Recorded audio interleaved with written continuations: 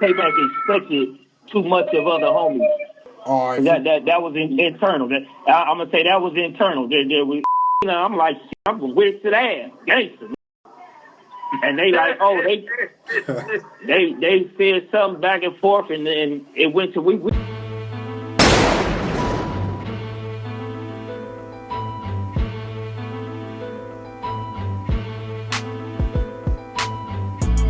I would like all the other homies to chime in, man. Can you tell us about the war with y'all in the Ligget streets?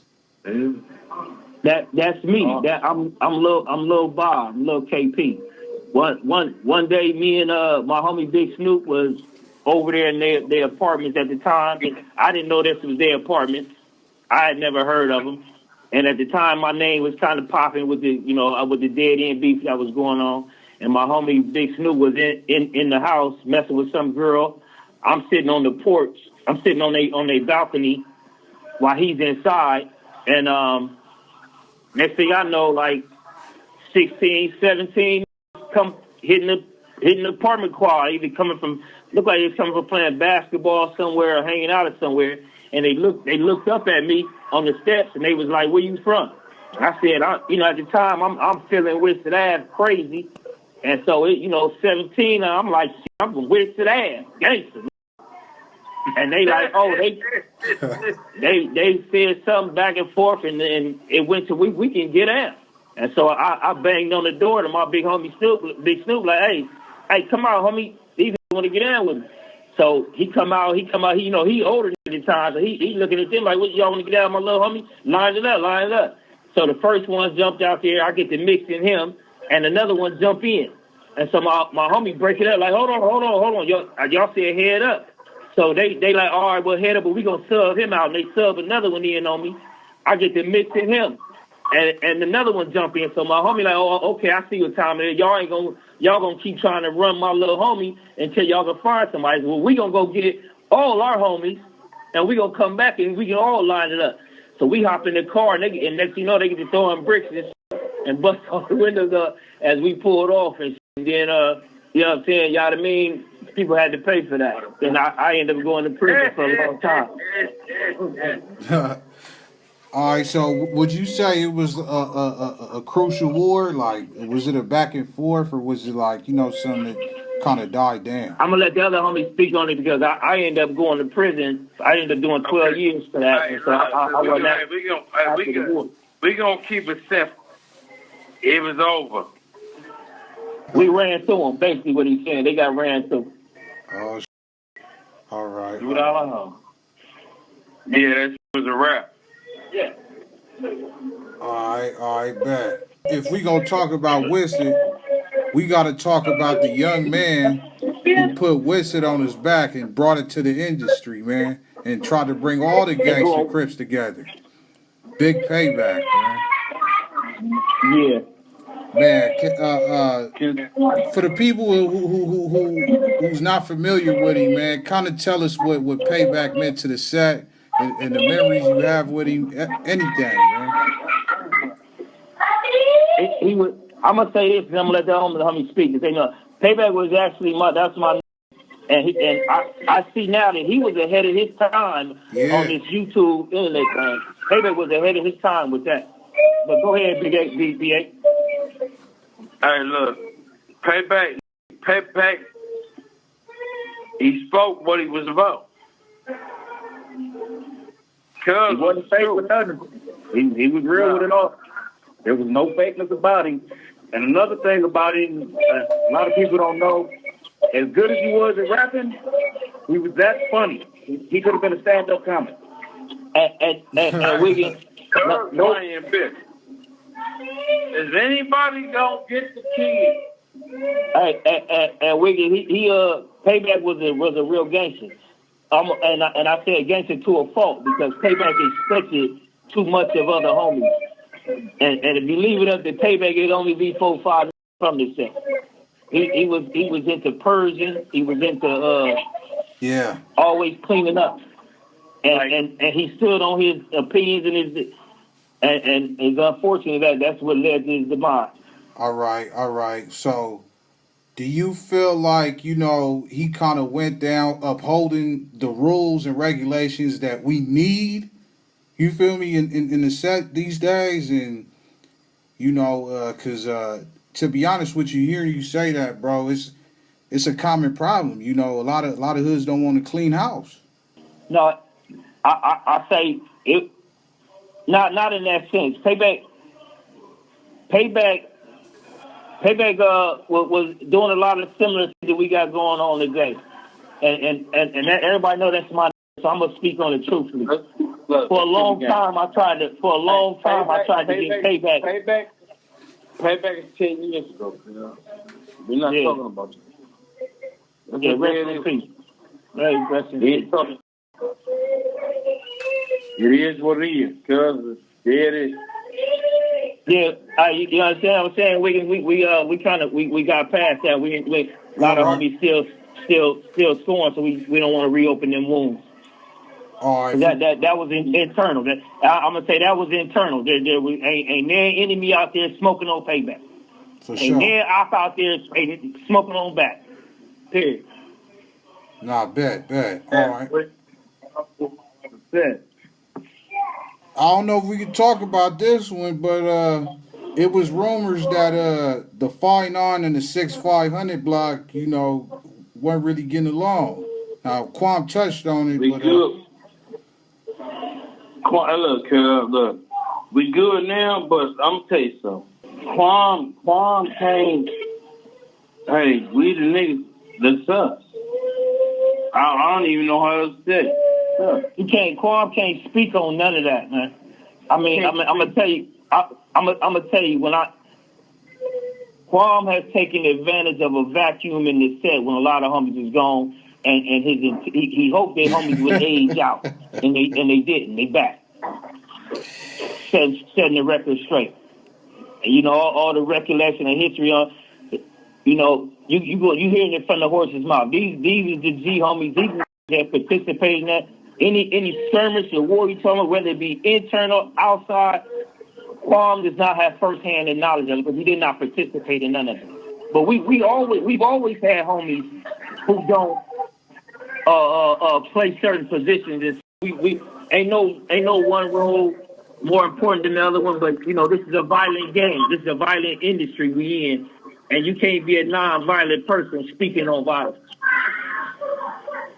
all right, bet. So since we got some of the older homies on here, man, like when y'all hit the pen and you first started, you know, pushing the set with the C on it, assuming, you know, people didn't really, you know, wasn't really familiar, it being, you know, like a newer set. Like, did you guys face like any, you know, like, well, I ain't never heard of that, and like, what was some of y'all, you know, stories that you got like that, you know, facing adversaries that never heard of the set? Okay, look, this jazz, right? So I've been blessed to not have to see the kids, but I done been to the county and Wayside a bunch of times. So my first time hitting Wayside was in 1991, and I had about 7 fades my first time there, and all of the fades was behind when I tell a nigga where I'm from, and then they try to pronounce it. And they be like, huh, Wizard? Okay, so now you're trying to be funny. Well, then they be like, oh, this whole valley. Okay, so now I'm going to have to let you see how this whole valley get at. You know what I'm saying? And that was, I mean, but that's how it was. I mean, it's 1991. We ain't been around but about 3 years. You know what I'm saying? So yeah, there's a lot of that ain't heard of this. But in that short amount of time, we already got a bunch of locked up. Like the homie just said, like KP just said, the set's been violent from day one. And we do got the most in jail, you know what I'm saying, with all day behind this bank. Because just pushed the cold out. So yeah, it was you know, it was what's that, you know what I'm saying? But we got that's been in prison and stayed 10 toes down. Like Lil Bob, you know what I'm saying? My went as a kid and stayed 10 toes down for a long time. I went to prison. I I went this little boy. I went to prison in '94. I was in the county jail for 2 years fighting my case. I was on death row for 91 days. I got to prison in '94, October '94. I was on New Folsom B yard, the same yard that Lil Snoop was on. And Lil Snoop was claiming OVG when I hit the yard. I was the only nigga from Whitsett when I hit the pen. That was on the 4 yard. Oh, okay. I spent 12. I was on the 4 yard for 12 years. Hey, Wiggins, just to put a little quick note out there, what's crazy is the war with the stick or the Ligget, the war with the dead ends. That's all before we put the C on it. So when we was with the dead ends, they were still dead end posse. They wasn't even dead end that script. Oh. And when we was with the Ligget Street, they wasn't Ligget Street gang blood. They was just Ligget Street gang. They was green rats. Yeah. They put the B on it after they needed assistance with us. They ran to the performance, and that was kind of the first issue of now we got off the because performance. That's kind of how it played out. The niggas that twins, they used to be from sticks. He switched over to them. Yeah. That's how the nigga shit played out. So when the Liggets went and got the Pacoimas involved and got some, allies, do you feel like it brought a lot of pressure, to y'all hood?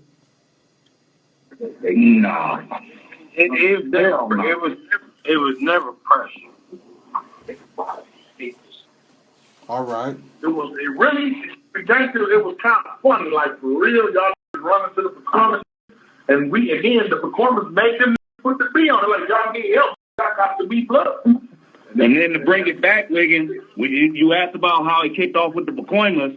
Two of the dudes that was in the car when Lil Blue got killed, they were twins, and they used to be from Ligget, and they turned Pacoima, and they brought that animosity over with them to Pacoima, and they seen Lil Blue, so that's how that kicked off. Oh, all right. In the early stages, the black rag stages. Yeah, y'all, kind of got into it with.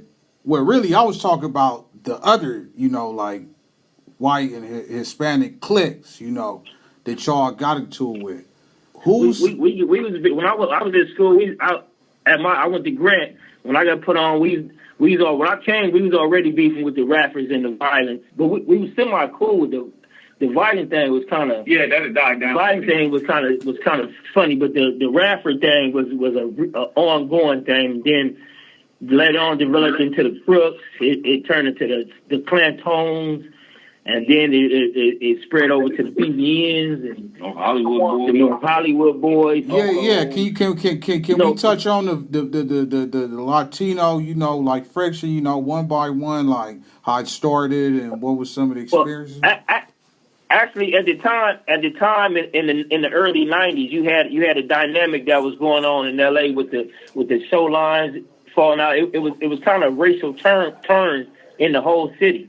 Because you had the Blackstones beefing with the 18th Streets, you had the show lines beefing with the V13s, and you had the First Street East Coasters beefing with the Lethal Villages. All these racial tension beefs all kind of kicked off simultaneously with all the black gangs throughout, with the Hoovers and the South Los, and ours is just at the same time as all them. And I believe it's came from prison with different politics hitting the streets from the prison yards, and they all kicked off simultaneously, just off racial tension and poverty conditions in the hood. And then in the valley, the Latinos had the numbers. So us with the BVNs started at the Sherman Oaks Galleria, the arcade. We had a homie named Jay down that was Hispanic, but he was from Spain, not Mexico. He was Spaniard and Italian, and they mistook him for being a Mexican, and so they kind of pressed on him like, "What you doing, hanging out with those mayates, black?" And he didn't even speak Spanish, and altercation arrived from there, and it developed into that. The Radford beef and all that was before me. The other homies got to speak on that. I could do that. I got put on the set. They told me that was in. Can you speak up a little louder if you can, bro? Oh, You know, they started at the schools. No, well, not you. I heard somebody talking. No, the rappers and the violence, you know, that kind of started from school. You know what I'm saying? They was coming up to the school, so it was like it's all with the, you know what I'm saying? But I really feel that the first real, okay, Winston and S.A. feud was us and the BBN. And the BBN, they let it be known that we was funky. You know what I'm saying? And they would come through and you know, do what they do, and then we didn't do what we did. But it was a real live feud. It was back and forth in a real way. You know what I'm saying? That's what I said. That was I can say that with them. I can consider that was a real live feud right there. Yeah, that's when we was in the Woodmans heavy, and I was one of the rooftop kids in the Woodmans. We used to have posts on top of the apartments, and we used to be posted up on the roofs of the apartments, watching out for them. They would slide too. And then we had a spot in their neighborhood on Chester, and it went down over there a lot, a whole lot, yeah. Which eventually caused the spots get shut down, which is crazy. Most spots where activities like that get shut down behind the shit that goes on in the spot, but they got shut down because it was in a short amount of time. It was a bunch of mother back and forth with the Brahmas, and that's what eventually shut the spot down. Because they was trying their best not to have us in we was in they. And just for the record, Wiggins, they never scored. Okay. Ever. That score right there is still whatever to nothing. Yeah. All right, for sure. Yeah. Now, speaking of being in somebody's shit, is it true? Is it accurate that y'all, share some of y'all turf with the Armenian powers? With the who? Armenian power? AP. I mean, I never considered them a gang. We used to go to school back in the day, you know what I'm saying? Some of us used to fuck with us before there was Armenian power, but it's crazy. But we ain't never shared a part of turf or nothing with none of that. I've never seen them function in the closest would be the Alley Locos. Oh, okay. Yeah. And Armenian power, they that's more of a racial unity than a gang. Yeah, I've never known that to happen. All right. But as of recently, the Alley Locos, because they like on Whitsett, right past Sherman Way. So as of lately, they little homies have been with some of our little homies. You know what I'm saying? Because we got all of the Mexican hoods that we funk with, they funk with. So they've been trying to, build a cool little alliance with the little homies. Okay, that's what's up. How about the 18th Streets? Because I'm hearing this a lot of new. Well, I ain't gonna say new. They got Sun Valley, North Hollywood. A couple few spots. You feel me? So, what's your relationship with them? We ain't got no issues with them. And this is from 18. What's the name of that? He used to do a gang. He used to do all our tattoos back in the day. He had a tattoo shop. And he tatted the gang in the office. We ain't never had an issue with the 18s. There's never been an issue with them. All right. Oh yeah. But you know how jail go. We go in jail. Everybody fall in jail politics. So that's how that. Yeah. All right. I forgot to ask about the E-Dubs. Hey, that's kind of that's easy to forget about. That is easy to forget. Yeah, that's what I said. They kind of like the BOP feud, but we only had an issue with the Hillside E-Dubs. We didn't have no issue with the LA E-Dubs or nothing like that. Okay, so what was y'all? They tried to get a section in the valley. Oh, so they was in what was that? It was in Panama City. So they was coming through the Hillside. No. They was in Panama City, and then we found out about them. And there was So the homies did what they did, and now there's no E-dubs in Panama City. They was track stars. Yeah. Oh shit. And now they're known as Pacoima E-dubs. Pacoima snatched them up too. Oh damn. Yeah. It's called Pacoima E-dubs. Okay, no, I didn't know that. All right, Yeah, for that's sure. what it is. So okay, yeah, man. I just got a couple more questions, man, before we get up out of here, man. So seeing as how you got the Boston homies, the New York homies, man, you know, what year did Alabama homies. Alabama homies? I don't want to forget nobody. Ohio. Ohio, we got Boston, Alabama, New York, and Ohio sets. So what year? Okay, was did they get established out there in each respective state? I'm in Ohio. I went to Ohio in the summer of 91 or 92, and I ended up getting into some skirmishes with some out there, and I ended up recruiting a few dudes out there with me, and they still been pushing the sets. So when I came home, they still around. They out here today with me. Alabama, speak on that, BA and Boston. But the Alabama homies, okay, like the homie Big Rub. Big Rub is actually from Alabama. He got a big family in Alabama. So when he went back to Alabama for a little short time, all his brothers and cousins, like little Tiny Gangsta Jazz that was on here earlier from Alabama. That's Rub's little cousin. Them they got started there around around I would say like 2010. Around then they got established, but they got a whole little section in the project in Anderson, Alabama. Them thick out there. All right. Now let me ask you something, Kay. Like when you I hope I get the names right.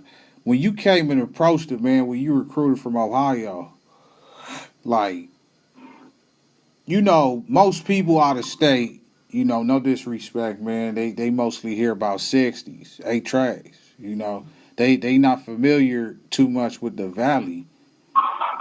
So how was you able to, you know, get them to how was you able to recruit, man, and you know, make them fall in? Well, when I went out there, my family from out there, so my grandmother and them from out there, and all of my mother and father moved to L.A. in 1979. So I've been, you know, my mother and father family from Ohio. So with that being said, when I went out there for the summer, they had the GDs out there game in my grandmother's project. So I ended up getting to a skirmish with them, and it was through my individual performance against them by myself that I gained the respect of the people out there who already didn't like the niggas, but didn't have a champion to rally behind. And so when I stood up to the predominant gang that was out there by myself and kind of had them on the run out there just from using my skill set that I brought from Whitsett with me, out there they wanted to be aligned with Whitsett ass. Okay. Because they liked how I got down. All right, for sure, man. All right, before we get up out of here, man, you know, this just part one, man. You know, the most important question, you know, before we get out of here is people talk on the internet, a lot of trolls, people with nothing better to do. They talk trash, you feel me? Just because they don't see you on Instagram or TikTok. They say, oh, they ain't outside no more. They ain't got no hood no more. You know, in present day, man, can you let the people know, man, you know, which is still alive? You just had hood day, man, you know, for the non-believers out there. You know, let the people know what's cracking, man. Okay, before we answer that, let me give you the history of the Boston set real quick. Yo. You want to know when that started? Yo. Yep. You get me? Holla at him. Yeah, hey, look, check this out, man. Like, you know what I mean? When it comes to this, you know, everybody know on this phone, when it comes to this crib, we don't doubt we multiply, man. You know what I mean? So, the Boston chapter started 2017. You know what I mean? Like, my homie was a young running around California, around with all different type of crips, you know what I mean? But he was with the Whitsett. You know what I mean? Like, he came to my city, cuz came out there, you know what I mean? Military rat, pops moving all around. You know what I mean? Cuz came to Boston. He's like, we gonna push this. You know what I mean? He's a young, you know what I'm saying? But nigga, 6-7 years, 6.5 years in prison. You know what I mean? Like, for me, pushing this shit, for me, like, before the came home, he like, nigga, you gotta solidify the line. You gotta say, I'm from a city in a state where if your line is solidified through California, you know what I'm saying? For like what you talking about, my you're crippling official. You know what I mean? So he like, you gotta get the line together. I'm Stone out there doing Fed time in my state, in my section, pushing. You know what I'm saying? Put the lines together, put the dots together. You know what I'm saying? We got it going since then. You feel me? My big homie came home 3 days after he came home. He got killed by a number of Crips. So we pushing that EDK shit. You know what I mean? Like straight like that. You know what I mean? Like we been pushing that shit since then. We going in 2025. It's in 10 years. So when be like, oh, he don't know where that came from. Stop it. We been doing it. We did. You feel me? Like, for sure. All right, move, yeah. But now, what was the last call you had, Wiggins? They say Whitsett Ave ain't outside, man. They ain't got no hood no more, man. You just had hood day, man. Pop it, man. Let the people know what's happening, man. Go ahead, BA. Man, look. This the be funny. The niggas that say we ain't outside is the niggas that's getting picked on. You know what I'm saying? These the homies is at the park. The homies is sliding through all through North Hollywood. They sliding through where other sections where they need to slide through. Them the niggas that ain't outside. You know what I'm saying? One of my little homies, he did with the internet. So he, you know, showed me the shit on his phone and this and that. I like the performance. They ain't even in Pacoima no more. They in Antelope Valley. The Liggets, they not in Pacoima no more. They not in Panorama City. They in the Antelope Valley. You know what I'm saying? So how you gonna say we ain't outside when you ain't even you not in the valley no more? How the f you know anything? And to elaborate on that some more too, like you know, Wiggins with the economic dynamic that's came to pass with everybody hood. It's like it ain't the Section 8 poverty conditions that it used to be. Like when we had 3-4 apartments and all that no more. So most of everybody hood is mobile right now. But one thing about Whitsett Ave, we mobile, but still mobile in that no-ho. And mobile will come to your ass. So if we ain't outside, where you at? We'll come to you. We pull up doors. Because he's moving like a U-Haul. We'll move over there. Right. But what we can do, Wiggins, is send you some footage of the 9-day so that you can know how it's functioning, how it's program. It was a beautiful affair, man. I need that, man. I need that ASAP, bro. We're gonna get that to you. All right, man. Hey, I appreciate. And real quick, just on the outside note, there's me. I'm a strong believer. And, some shit just ain't for the web and all that.